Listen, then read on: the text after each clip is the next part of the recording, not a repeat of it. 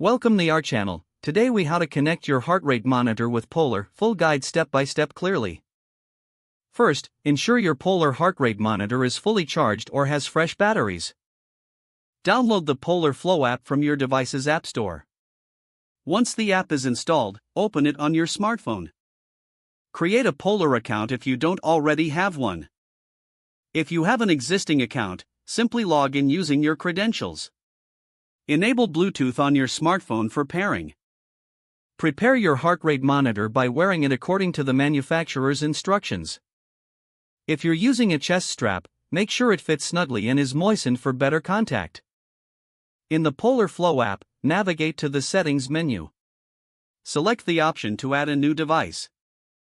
Choose your heart rate monitor model from the list displayed.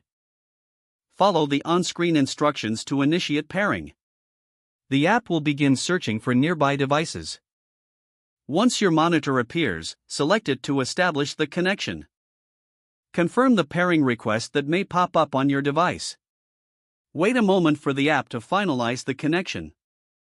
Once successfully connected, you should see a confirmation message. Start a new activity in the app to test the heart rate monitor.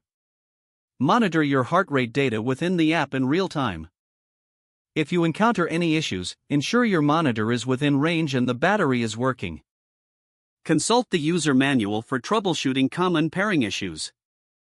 Save any personal settings or preferences as needed in the app. Explore additional features and training options available in the Polar Flow app. Now you are ready to use your heart rate monitor effectively for your workouts. If the page does not load, refresh the browser or try again in a private or incognito window. Make sure you are using the correct email address, then retype it carefully to avoid small typos. If your password is not accepted, use the reset option and create a new strong password you can remember.